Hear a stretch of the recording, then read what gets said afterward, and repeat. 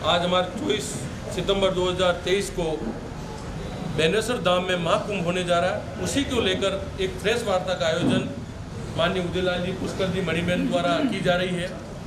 उसके विषय पर आप कोई भी क्वेश्चन हो, किस स्थिति को लेकर हम गुजर रहे हैं, नहीं गुजर रहे हैं, राजनीतिक व हमारे 21% जो आरक्षण है टीएसपी क्षेत्र में, उसका लाभ हमारे लोगों को कैसे मिले।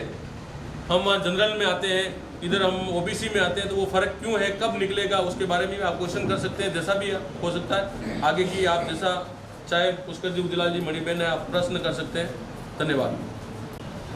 हम ओबीसी में आते हैं, केंद्र में ओबीसी में नहीं है, राजस्थान में ओबीसी में ही। हमारी मांग है केंद्र सरकार से, इसके मुख्य मुद्दा ये है। दूसरा, हमें राजनीतिक पदों पे भी हमारे लोग बहुत कम हैं। सभी सेक्टर में हमारे लोगों की भागीदारी होनी चाहिए। तीसरा, हम शिक्षा में सुधार करने के लिए महाकुंभ रख रहे हैं। समाज में अच्छी जागृति आए, अच्छी शिक्षा है, ऐसे हमारे कुछ मुद्दे हैं। वहाँ पे हमारे समाज के सभी लोग इकट्ठे होंगे। और अभी माननीय अशोक जी गहलोत साहब ने हमारा बोर्ड बढ़ाया, सरदार वल्लभ भाई कल्याण बोर्ड, उसका भी हम बधाई देना चाहते हैं इसके उपलक्ष्य में। और भी कई मुद्दे हैं जो समाज के लोग आएंगे, वहाँ अपने विचार रखेंगे, अलग अलग विचार रखेंगे। सभी पटेल पाटीदार समाज के लोग आएंगे। बेनेश्वर में होगा, ये बेनेश्वर में रख रहे हैं। और हमारे समाज का राजस्थान के अंदर पहला महाकुंभ होने जा रहा है। जो 2000 ये जो चुनाव है 2023 में, राजनीति के अंदर भी हमारी समाज की भागीदारी कैसे रहे। क्यों कि ये जो पश्चिमी जो राजस्थान है दक्षिणी, यहाँ की हवा जो होती है वो राजस्थान की सरकार बनाती है। मगर अभी तक जो राजकीय पार्टियाँ हैं, उन पार्टियों ने इधर सिर्फ ट्राइबल बेल्ट समझ के आदिवासी समाज को ही एक करके यूँ कहते हैं कि हम आदिवासी समाज के अंदर मीटिंग कर रहे हैं। मगर इस एरिया में एसटी के बाद अगर कोई समाज है तो डांगी पटेल पाटीदार। हम चुनाव तो वहाँ नहीं लड़ सकते। आज देखें तो राजनीति के अंदर हमारा समाज का जिले लेवल पर भी हम नहीं है। राजस्थान में किसी भी पार्टी में, चाहे कांग्रेस हो, बीजेपी हो, ये ज़रूर है। मैं ज़रूर आरएनपी से संभाग प्रभारी हूँ, मगर ये पार्टी सिर्फ मंडल लेवल तक ही हमें ख़त्म कर देती है। और समाज के अंदर जो उलमनगर हो, माली हो, उदयपुर हो, हम चाहते हैं कि हमारे समाज के लोग भी, चाहे कांग्रेस हो या बीजेपी हो, आरएनपी, हमारे विधायक चुनकर राजस्थान की सरकार में जाए। आज पटेल डांगी पाटीदार समाज का 200 विधायकों में एक भी विधायक नहीं है। आप देख सकते हैं, ब्राह्मण समाज चाह रहा है हमारा मुख्यमंत्री बने, गुर्जर समाज आंदोलन कर रहा हमारा मुख्यमंत्री बने, जाट समाज, राजपूत समाज, सब समाज चाह रहे कि हमारा मुख्यमंत्री बने। और हम चाह रहे हैं कि राजस्थान के अंदर हमारा एमएलए बने। तो ये स्थिति हमारी है। जबकि वोटों में देखा जाए इस संभाग में सेकंड, तो इसी को लेकर हमने 24 तारीख को बेनेश्वर में महाकुंभ रखा है, जहाँ भी अमित शाह भी मीटिंग करके गए हैं। वही जगह, वही टेंट, वही की वही जगह, उसी जगह हम चाह रहे हैं उससे 4 से 5 गुना जनसंख्या हमारी आए। और ये जो राष्ट्रीय पार्टियाँ हैं वो सोचे इस समाज को भी राजनीति के अंदर। और जो टीएसपी एरिया में आरक्षण की बात चल रही है, तो टीएसपी के अंदर 21% जो आरक्षण है वो ओबीसी का मिलना चाहिए। और केंद्र के अंदर हमारी समाज का ओबीसी में नाम जोड़ना चाहिए। अभी केंद्र में हम ओबीसी में जुड़े हुए नहीं। बुजुर्ग जो भी तय करेंगे भविष्य आगे का, वो जैसा बताएंगे वैसा हम सब करेंगे। कितने पॉपुलेशन कितनी है आपकी पूरे राजस्थान में, कितने डांगी पटेल? अभी हम एक संभाग का जो करने जा रहे हैं उससे आप अंदाज लगा लेना हम कितने हैं। सिर्फ एक संभाग में हम इकट्ठे हो रहे हैं।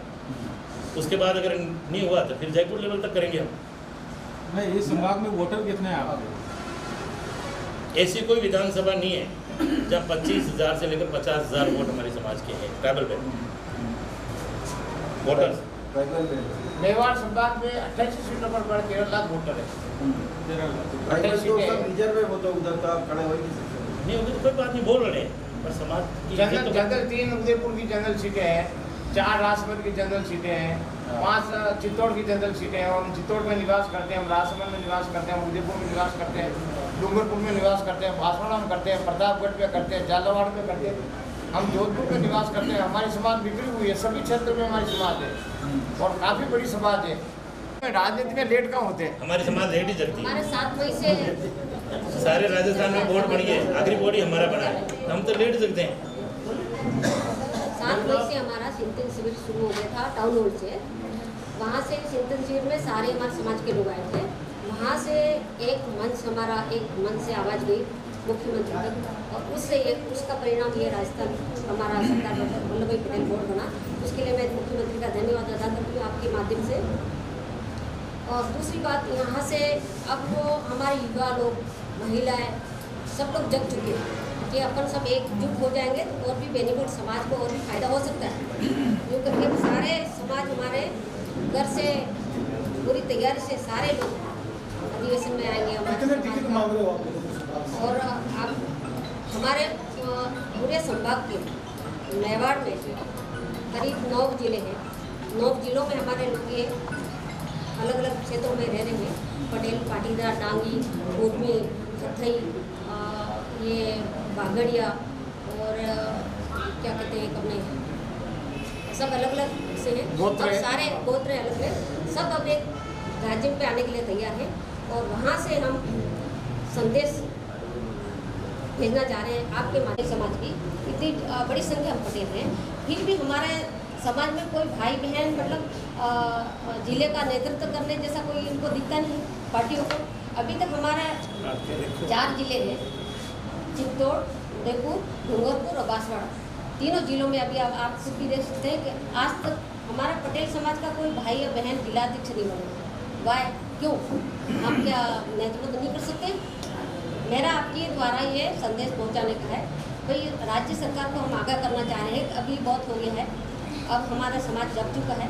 महिला भी काफ़ी हमारे समाज में हर क्षेत्र में आ हमारे समाज की महिलाएं पायलट है, डॉक्टर है, इंजीनियर है और नर्सिंग स्टाफ है, अध्यापिका है, वकील हैं, आपको बताऊँ मैं पटवारी हैं, महिला।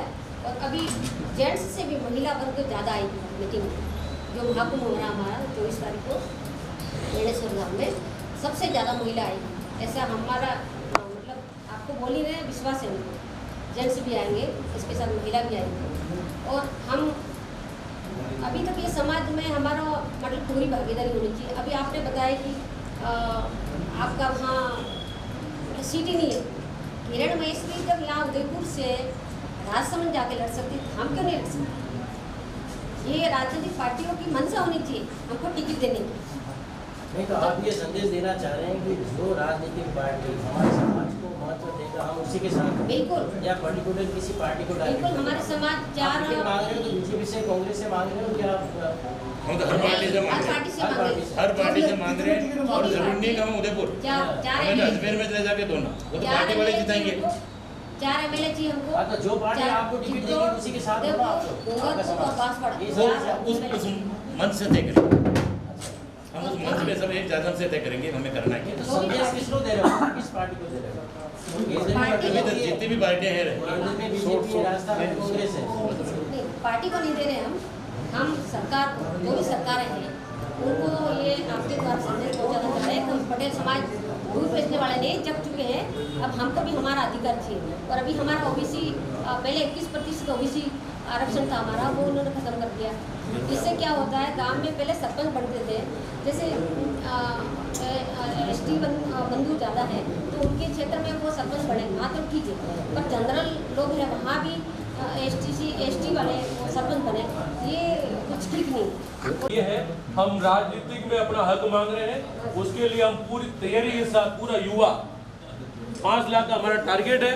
पूरा पांडाल समाज ने 50 लाख रुपए में ठेके में दिया, पूरा 1 रुपया कर समाज दे रही है और हम पूरा हक मांग रहे हैं अपना। और हमें टिकट यहाँ से दो, झालावाड़ से दो, जहाँ देना चाह दो।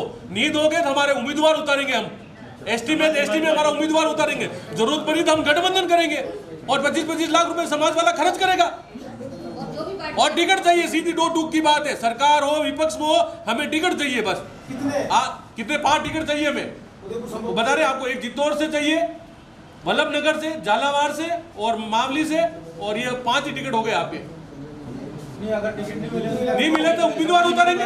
इस बार आर पार की लड़ाई है। निर्दलीय लड़ोगे? नहीं, अगर समाज इस बार पार्टी टिकट नहीं देती है, समाज ही हमारी पार्टी है और समाज से ही हम कैंडिडेट उतारेंगे, चाहे रिजर्व सीट होगी तो हमें ना लड़ेगा, हमें भी हमारी समाज की काउंटिंग भी हो जाएगी और इन पार्टियों को भी दिख जाएगा कि ये क्या कर सकते हैं। तो पंचायत में आपके इसके अलावा क्या मुद्दा है और आरक्षण का वहाँ हमें ओबीसी में है, ओबीसी का लाभ मिल ही नहीं रहा। वल्लभ नगर वालों को ओबीसी का मिल रहा है, टीएच में हमें हमारा आरक्षण हमें मिल ही नहीं रहा। हमारे दाता सब हमारा फैसला करें वहाँ। 2% वाला मुख्यमंत्री बन रहा है, 15% वाला रो रहा है। जातिगत मतगणना कराने से दो राजनीतिक पार्टियां कतरा क्यों रही? क्या समस्या उस पर? ये तो पता पड़े कौन कहाँ है, कितने समाज के लोग हैं। उनके उत्थान के लिए सरकार कुछ करे तो पता पड़ेगा कि राजनीतिक पार्टियां खाली उनकी जो नेता है वो अपना पिछवाड़ा देख रहे हैं। अगर मतगणना हो गई तो लोगों को पता चल जाएगा कि फला जाति के इतने लोग हैं, तो वो अपना हक मांगने लग जाएंगे। इसलिए दोनों ही राजनीतिक पार्टी है। मैं तो राज्य सरकार और केंद्र सरकार से आह्वान करता हूँ, नहीं तो हम चैलेंज करेंगे और मांग कर रहे हैं कि आप जातिगत मतगणना कराओ। आप हमारे सवाल कर रहे हो, सरकार से पूछो कि डांगी पटेल पाटीदार कितने लोग हैं, क्यों नहीं कराना चाहते मतगणना? आप मतगणना कराओ और स्वामीनाथन कमीशन आयोग की जो रिपोर्ट है उसके अनुसार है उसको कराया जाए, लागू करें। आरक्षण नीति उसमें हमारे को जितना आरक्षण मिलता है वो दे। इलाज जी आपने प्रश्न पूछो, राजस्थान में हम आपके भरोसे आए हुए हैं। सेंट्रल गवर्नमेंट को ये बंद कर। मैं कह रहा हूँ कि मामले में तो इस बार दोनों डांगी ही उतरेंगे, तो फिर समाज किसकी तरफ रहेगा? दोनों की तरफ रहेगी, समाज समाज के साथ रहेगी, बाकी जीतेंगे हारेंगे कैंडिडेट। बीजेपी और कांग्रेस दोनों ही डांगी क्यों उतार रहे हैं? सुनने में आ रहा है 2 से कौन संतुष्ट हो रहा है? साहब तो इनको कह के चले गए कि आपका टिकट पक्का कार्यक्रम में उधर अच्छा स्वागत है उनका। वेलकम है। कोई हम तो छत्तीस कौम को साथ रखने वाले। हम हमारे समाज के मन से नाम भेजेंगे, हम तो धन्यवाद देते हैं कि हमारे इस महाकुंभ से पहले हमारा टिकट फाइनल कर दे। अच्छी बात साथ है। रहेंगे हम। पार्टी किसी को समाज नाम भेजेगा कि इनको टिकट दे। समाज भेजेगा इस बार। जो गुजर समाज में लिस्ट नहीं भेजते, गुजर समाज वाले लिस्ट भेजते आका कि ये 15 नाम भेज रहे हैं, इसमें से टिकट फाइनल कर रहे हो या नहीं कर रहे हो, बस ये अच्छा विरोध हो गया तो फिर क्या करेंगे? उसका आपने जो नाम भेजा उसको दूसरा खड़ा होकर क्या करेंगे? उसमें आपने जो लिस्ट भेजी उनको दूसरा तो खेमला पेमला का साथ थोड़ी देंगे, जो जमीन से जुड़ा होगा उसको देंगे। कल दिल्ली से लाकर किसी पटेल को टिकट दे दोगे तो वो थोड़ी मानेंगे क्या? हम हमारे समाज का जितना कैंडिडेट भाई आप अगर पटेल है हमारे, जैसे किसी ने आपने देख लिया वहां से दिल्ली से लाकर यहाँ लड़ा दो, तो उससे क्या मतलब है? मैं कह रहा हूं कि आप लिस्ट भेजी, हाँ आपके समाज के 15 लोगों की, हाँ ठीक है। तो बगावत करके वो सब कुछ 16 बगावत जैसा हमारे को इतनी भीड़ भी नहीं लग रही है टिकटों की। हाँ 1 मिनट। गिने चुने लोग हैं। डांगी समाज से ही कोई वापस दूसरा कोई आ गया जैसे, तो फिर क्या होगा? डांगी टकरा जाएंगे ना उससे। अच्छी बात है। अच्छी बात है, दोनों पार्टियां अच्छी बात है। आमने सामने टिकट दे, कोई तकलीफ नहीं है। दिया था एक बार। पार्टी को देना चाहिए, दोनों में से एक तो जीतेगा ना, वो कोई दिक्कत नहीं है। आएगा डांगी। अभी हमारा एक ही टिकट नहीं है यार, आप तो आमने सामने की बातें कर रहे हो। राजस्थान में शून्य है, कहीं जाते हैं हम दुख होता है। बात वही हो रही है कि आपने जो उम्मीदवार फाइनल किया और पार्टियों ने किसी दूसरे को टिकट दे दिया तो समाज में फूट हो जाएगी ना। नहीं, उसको हम स्वीकार करेंगे। आप हमने नाम दिया समाज का आदमी का, उसको हम स्वीकार करेंगे कि समाज का आदमी है, पार्टी ने टिकट दे दिया, उसको हम साथ देंगे समाज के लोग। और अगर बाहर से लाके लड़ा दिया तो समाज का व्यक्ति होगा, हमारे क्षेत्र का साथ देंगे। अरे तो ले आएंगे तो लड़ाएंगे, साथ देंगे हमारे समाज का व्यक्ति। बाहर का हो तो कोई बात नहीं, हमारा पटेल होना चाहिए, डांगी होगा तो थोड़ा एक मत मान लो आपकी बात नहीं मानी, 28 विधानसभा है मेरी बात सुनो, 28 विधानसभा है, आपकी बात नहीं मानी तो 28 विधानसभा में अपने प्रत्यक्ष करेंगे। 28 में उतारेंगे समाज लेवल। हम जिस व्यक्ति का सपोर्ट करेंगे, हमारे को जो माननीय गहलोत साहब ने अभी समाज सरदार वल्लभ भाई पटेल कल्याण बोर्ड बनाया, 21% से 27% आरक्षण दिया। पहले 98 में हमें राजस्थान में ओबीसी में दिया। अभी हम कल्याण बोर्ड बड़ा, जब सरदार कल्याण बोर्ड बड़ा, हम जब जयपुर गए थे, हमने हमारा बात रखा कि हमारे को भारत हम राज्य में केंद्र में नहीं है ओबीसी में, तो हमारे को केंद्र में भी जोड़ा जाए। तो सीएम साहब ने भी कहा मैं भी प्रयास करूँगा। हम बीजेपी नेताओं से 5 साल से लगातार मिल रहे, पर हमारा कोई प्रयास सफल नहीं हुआ। मंच पे हम माध्यम बात करेंगे, कोई केंद्र में हम कैसे अपनी मांग रखें, किस माध्यम से सब विचारधारा के लोग आएंगे। उसमें कांग्रेस विचारधारा के भी है, बीजेपी विचारधारा के भी है, अदर पार्टी में आरएलपी भी है, कोई कम्युनिस्ट भी है, कॉमरेड भी है, सभी विचारधारा अपनी स्वतंत्र लोकतंत्र में तो हम एक मंच पे क्या फैसला लेना नहीं लेना, ये हम पहली बार हम अपनी ताकत के साथ पहला महाकुंभ कर रहे हैं। हमने पहले कभी तो मांग की, मैंने सब पार्टियों ने मौका दिया, कांग्रेस ने भी दिया, बीजेपी में भी दिया। तो इस बार हम चाहते हैं कि हमारे मंच के माध्यम से एकजुट समाज होकर कोई भी निर्णय ले, एक साथ ले, ये हमारा लक्ष्य है। जैसा आपकी जो मांग है सिर्फ बीजेपी या कांग्रेस की है या आरएलपी आप दूसरी पार्टियों में भी मांग है? हमारी सर्व पार्टियों से मांग है हमारे समाज को नेतृत्व मिले। आरएलपी से तो नहीं लेना सर, मैं भी मेरे सुप्रीमो को मैं ये संदेश भेजूंगा। दे रखा ना, आप कह रहे हो नहीं दे रखा, तो मैं कह रहा हूँ आप दे रखा है आपको। क्या दे रखा है? इतना थोड़ी हुई है। अरे पर मैं आरएलपी से आप लड़े हो ना पहले, आरएलपी से आप पहले लड़े, ये भी लड़े। हाँ तो मैं वही कह रहा हूँ ना, आपको आप अपनी जमीन तैयार तो नहीं कर रहे हैं? यूँ कह रहा हूँ अपनी जमीन तो तैयार नहीं कर रहे हैं। अरे हमारी जमीन तो पहले से तैयार है, कोई दिक्कत नहीं है, पर हमारा युवा आने वाला भविष्य भी समाज का कुछ होना चाहिए। वैसा नहीं लगता आरएलपी से इनको टिकट मिल गया, कांग्रेस से आपको मिल गया, बीजेपी से किसी दूसरे डांगी को मिल गया, तो आप सब आपस में लड़ने लग जाओगे? नहीं तो सभी लड़ रहे, दो राजपूत सामने नहीं लड़ रहे। मतलब मैं ये कह रहा हूँ आपका जो समाज है वो एकजुट नहीं रहेगा ना, हम एकजुट हैं। कहीं ना वो तो हम कहीं करेंगे। आपको आरएलपी से जिताएंगे, उनको कांग्रेस से जिताएंगे। एक जंगी राजपूत लड़े, एक जंगी लड़ा तो वो के लड़ तो नहीं रहेंगे, हम भी नहीं लड़ेंगे। मैं तो आपके वोट तो बढ़ गए ना, वोट बटेंगे। अरे वो तो बढ़ेंगे, जिसको टिकट देगा। आप एकजुट कैसे हुए फिर? यूँ कह रहा हूँ मैं, पार्टी वोट बढ़ गए आपके। पार्टी टिकट तो देना। एक सेकंड, आप चाह रहे हो कि वल्लभ नगर से जैसे आरएलपी लड़ रही तो सारे वोट 36 कौम को लेकर हम उनको 36 कौम को साथ लेकर वहाँ से चुनाव लड़ेंगे और जीतेंगे, क्योंकि दूसरी जगह भी तो और लड़ रहा है, हम उनका सपोर्ट करेंगे वहाँ, वो हमारा यहाँ करेंगे। आप क्या चाह रहे हो? वल्लभ नगर में तीनों प्रमुख पार्टियां राजपूतों को आगे करती है, आपको लगता है कि डांगी समाज को मिलेगी टिकट? अगर टिकट दे देती तो हम इतना सम्मेलन करने की क्या नौबत है?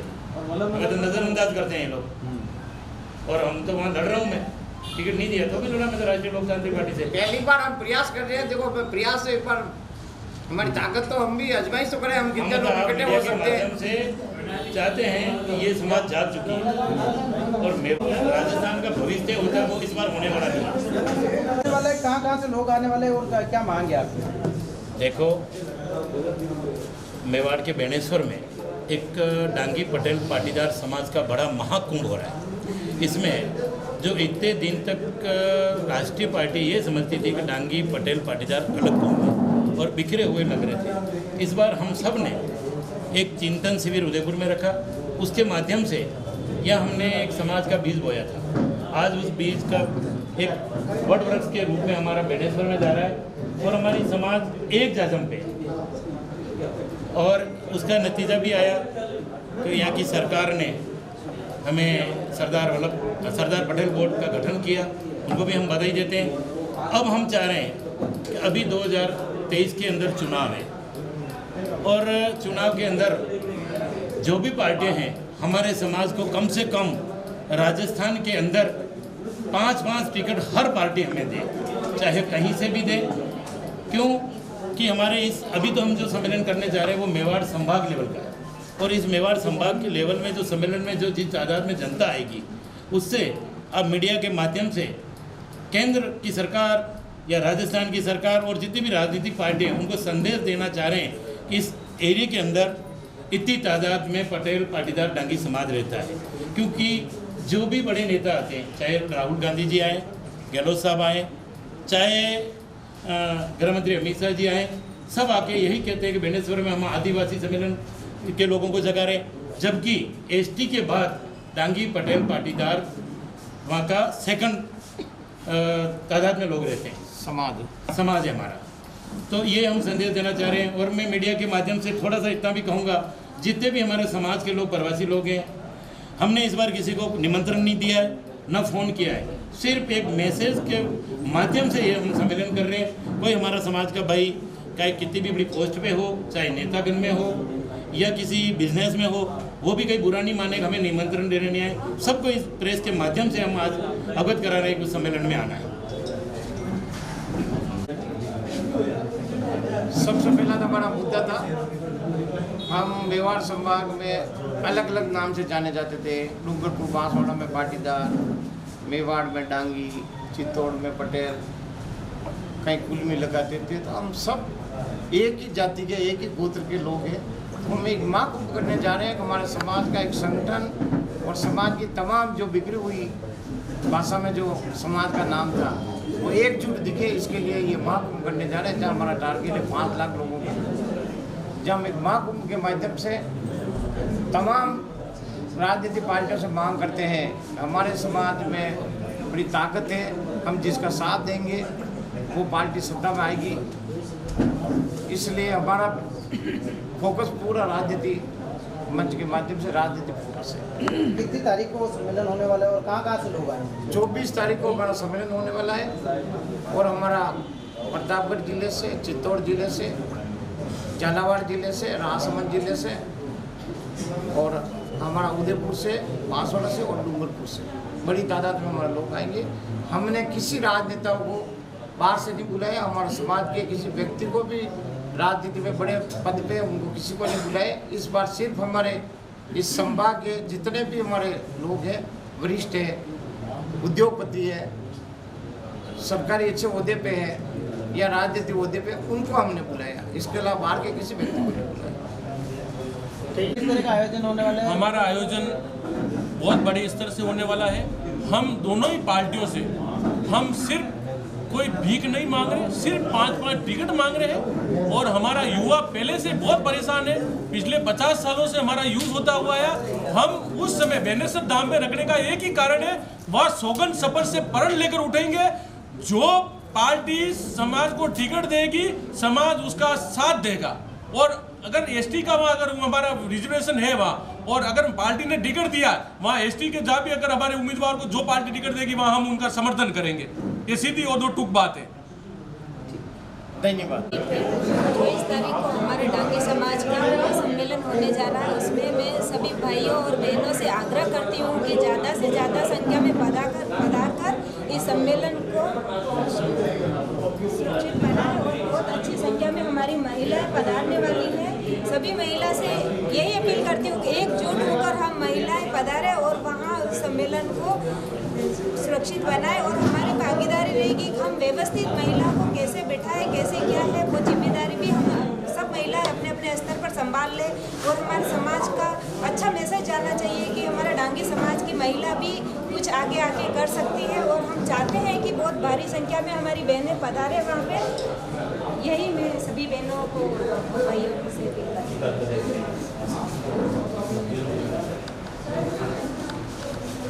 हमारा पूरा संभाग लेवल का अधिवेशन हो रहा है बेनेश्वर धाम में, जहाँ पूरे संभाग और पूरे लेवल के लोग आएंगे, सभी भाई बहन आएंगे।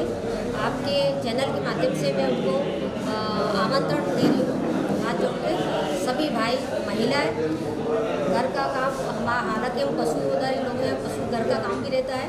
तो मेरा आपसे प्रार्थना है कि आप एक दिन पहले घास पशुओं की व्यवस्था करके सभी लोग भाई बहन सभी लोग भारी से भारी मात्रा में पधारें। बेनेश्वर धाम एक अपना धाम भी है, वहाँ दर्शन का भी स्थान है और एक सम्मेलन होएगा, महिला पुरुषों का अच्छा मैसेज जाएगा। और इस मैसेज से हम ये सरकारों को ये आह्वान करना चाह रहे हैं कि हमारी समाज का आज तक एसटी बंधु के बाद में सेकंड नंबर की हमारी समाज है। तो हमारे समाज को इन सब राजनीतिक पार्टियों ने नजरअंदाज कर रखा है अभी तक। तो हम चाहते हैं कि हमारे पूरी विधानसभा में 4 एमएलए आ रहे हैं और जो भी पार्टी टिकट देगी उनके साथ में पूरा समाज रहेगा। इसका एक उदाहरण आपको बता देती हूँ। वर्तमान में एमएलए है खेरवाड़ा हमारे दयाराम जी परमार साहब। एक बार उन्होंने हमारे समाज की इंसल्ट की, ऐसे बोला कि भाई हम तो हमारे झोपड़ों में वोट है, पटेलों को उनको आवश्यकता नहीं है। हम नर्मदा डांगी है, मैं गांव सांपेटिया से बिलोंग करती हूँ। हमारे डांगी पटेल पाटीदार समाज की एकता जागृति वो राजनीतिक चेतना को जागृत करने के उद्देश्य से हमने ये बेनेश्वर धाम में 9 जिलों का महासम्मेलन रखा है। हम यही चाहते हैं कि इस महासम्मेलन में हमारे डांगी पटेल समाज के महिला पुरुष बढ़ चढ़ कर भाग लेंगे। लाखों की तादाद में लोग आने वाले हैं। तो मेरी तो यही अपील है आप सभी से कि सब जने अधिक से अधिक संख्या में पधारे। एवं आपके थ्रू मैं ये ज्ञापित करना चाहती हूँ कि ये संदेश सबको पहुँचे और हमारा महाकुंभ बहुत स्मरणीय हो। थैंक यू, धन्यवाद। मैं सबलपुरा से हूँ और हमारे समाज का महाकुंभ हो रहा है। वहाँ पे ज़्यादा से ज़्यादा संख्या में आके उस महान कुंभ का महान कुंभ का समारोह अच्छा होना चाहिए और सबसे से ज़्यादा महिला आके उसमें भाग ले, बढ़ चढ़ के। नहीं कहूँगी 24 सितंबर को डांगी पटेल पाटीदार समाज का बेणेश्वर धाम में महाकुंभ होने जा रहा है। तो हमारे पूरे समाज वहाँ एक जाजम पर बैठ के और हमारे समाजों के स्तर पे पूरे क्षेत्र को 58 चौकों के नाम से जाना जाता है। जिलेवार या संभागीय स्तर की बात करते हैं, लेकिन हम लोग 58 चौकड़ों में बटे हुए हैं, जो जिसमें किसी में 22, 24, 50 गांव हैं उनमें। तो हमारे 58 चौकड़ों का पूरा एक सामूहिक समाज के मंच के माध्यम से हम लोग वहाँ कार्यक्रम तय करने जा रहे हैं, जिसमें हमारी बहुत सारी सरकारों से जो मांग होगी उस पर भी चर्चा की जाएगी। मांग वहाँ से तय होगी हम लोग क्या चाहते हैं। जातिगत मतगणना के बारे में भी चर्चा होगी और समाज राजनीति के अंदर भी अपनी भागीदारी तय करेंगे। और बाकी हमारे कृषि संबंधित लोग, अधिकतर लोग खेतिहर लोग हैं, तो उनकी मूलभूत जो सुविधाएं और समस्या हैं उन पर भी हम लोग चर्चा करके सरकारों से मांग करेंगे। तो एक ये हमारा पूरा इस 58 चौकों का जो कार्यक्रम रखा गया है, समाज को संगठित करके और उसके बारे में। जय हिंद, जय मेवाड़। प्लीज मेरे YouTube चैनल को सब्सक्राइब जरूर करें। Thank you.